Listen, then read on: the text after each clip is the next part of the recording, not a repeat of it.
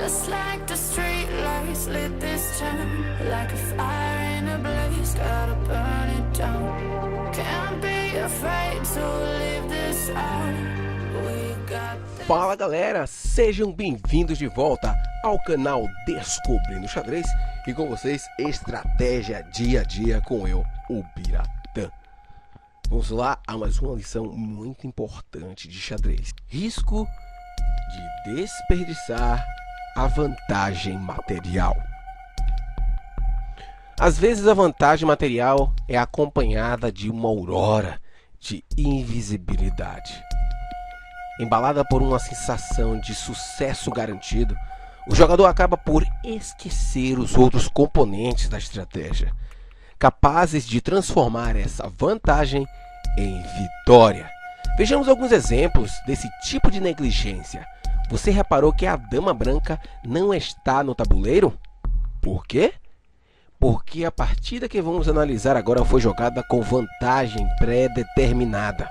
Hoje é raro esse tipo de jogo, destinado a dar a um jogador fraco a chance de vencer um jogador muito mais forte. Como é feito esse jogo? Depois de se colocarem as peças normalmente no tabuleiro, tira-se a peça ou peão que o jogador mais forte, aquele que dá a vantagem ao outro, oferece. No caso que vamos analisar agora, o jogador abriu mão da dama, sendo a partida chamada de vantagem da dama. Podemos perguntar então, como as brancas esperam ganhar sem a dama contra um adversário igualmente hábil? Na verdade seria muito difícil, mas nesse caso as brancas são de William Northwood Potter, um enxadrista experiente, e ele sabe que o adversário, o iniciante, vai cometer erros. A questão é a seguinte: será que esses erros vão ser tão sérios a ponto de permitir que Potter, sem a dama, consiga a vitória? Inicialmente apresente os lances do jogo sem comentários, monte a partida no seu próprio tabuleiro e veja se consegue descobrir quais foram os erros.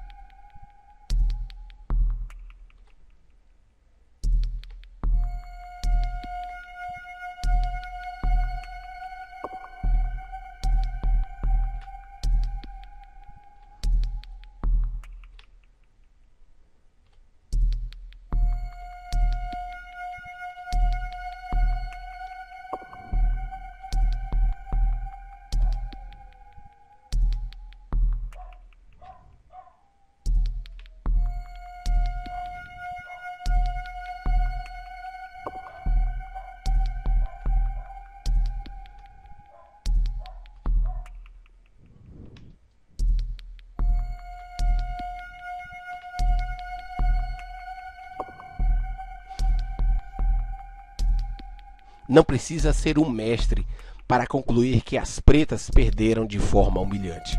Por quê? Você consegue descobrir os erros?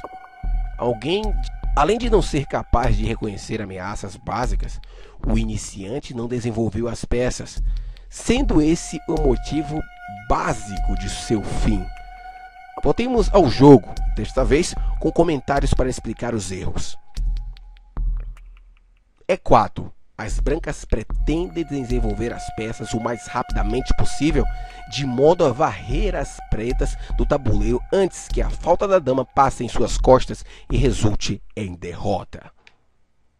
E5, cavalo F3, cavalo C6, bispo C4, cavalo F6, cavalo C3, cavalo A5. Até aqui, as pretas jogam bem, ganharam algum espaço central com E5 e desenvolveram 2 cavalos, mas de repente pararam de mover outras peças e começaram a jogar apenas com elas. Se as pretas tivessem mobilizado o exército inteiro com bispo C5, seguido de então um roque, que coloca o rei em segurança, e D6, as brancas não conseguiriam adiar a derrota e as pretas teriam ganhado. Cavalo captura E5, cavalo captura E4. As pretas perdem um peão, mas por ter a vantagem da dama, essa perda não significa praticamente nada. Se tivesse revidado o ataque das brancas com cavalo captura C4, o jogo seria delas. Então D3. As brancas perdem todo o respeito pelo adversário e o desafiam a fazer um bom lance. O imediato bispo captura F7 teria sido melhor, pois agora as pretas ainda podem arrancar as garras das brancas com o cavalo captura C4, que poria fim ao ataque eliminando as peças que poderiam fazer algum dano. Mas, em vez disso, as pretas tropeçam. Cavalo C5. As pretas continuam movimentando os dois cavalos indefinidamente, enquanto o resto do exército permanece em casa. Ninguém pode ganhar uma partida jogando dessa maneira. Capturar o bispo em C4 seria o lance correto. Bispo captura F7 dando cheque. Não perceberam que esse ponto foi atacado 2 vezes? Agora o rei das pretas é forçado a ir para o centro, onde vai perecer sob um ataque brutal. Rei E7, bispo G5 cheque. As brancas poderiam ter sucumbido à tentação de continuar o ataque com cavalo D5, cheque, usando apenas as 3 peças já desenvolvidas. No entanto, decidem sabiamente colocar uma nova peça na luta. Potter sabe que seu adversário errou e ao não mobilizar outras peças e não tem a menor intenção de cometer o mesmo erro. Rei D6, cavalo B5 cheque. O plano das brancas consiste em forçar as pretas a capturar o cavalo em E5. O jogador parte do princípio de que, como não tem a dama, a perda de mais uma peça não vai fazer muita diferença no final. O importante é empurrar o rei inimigo para frente, deixando-o em maus lençóis. Rei captura E5, F4 cheque, rei F5, cavalo D4 cheque. É claro que, para compensar a desvantagem da dama, as brancas poderiam capturar a dama das pretas. Mas nesse momento, o jogador busca um troféu maior. Rei G4, H3 cheque, rei G3, cavalo E2 cheque, rei captura G2, bispo D5 cheque, cavalo E4 e bispo captura E4 dando cheque mate. Demonstrarei melhor esse conceito em outro jogo com vantagem pré-determinada. Desta vez as brancas não estão tão seguras de si, ou são mais realistas, e oferecem o cavalo da dama como vantagem. Portanto, o jogo começa sem o cavalo em B1. E4, E5, F4. As brancas mostram imediatamente que estão dispostas a entregar mais material para abrir linhas para suas peças. E captura F4, cavalo F3, F5. Um lance muito ruim. As pretas enfraquecem a proteção de peões em torno do rei e deixam de desenvolver uma peça. Seria melhor algo como D5, que libera o bispo em C8. Ou D6, que impede o ataque das brancas ao cavalo em E4, com E4, E5. Seguido de então, cavalo F6. Então, bispo C4. As brancas agem rapidamente com o objetivo de movimentar todas as peças e começaram a atacar o rei preto. Perda adicional de material não é uma preocupação séria, pois sua força é tão inferior que um jogo tranquilo só poderia levar à própria ruína. F captura E4. Roque. As brancas imploram para que as pretas capturem o cavalo e simultaneamente desenvolvem ainda mais suas forças. E captura F3. Observe a posição das pretas. Suas peças foram desenvolvidas? Antes de jogar E captura F3, elas tinham a vantagem material de um cavalo e 2 peões. Não precisavam capturar mais nada. Em vez de capturar as peças do adversário, deveriam ter mobilizado as próprias peças, mantendo as colunas diagonais fechadas para garantir a segurança do rei. Um lance muito mais sensato seria D5, que fecharia a diagonal de A2, G8 e liberaria o bispo da diagonal branca. Ou cavalo F6, seguido de D5. Em ambos os casos, a enorme vantagem material das pretas triunfaria. Dama captura F3, bispo C5 cheque. Para as pretas, cavalo F6 seria melhor, pois desenvolveriam uma peça.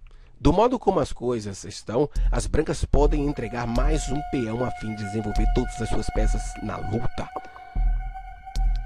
D4. Muito bem.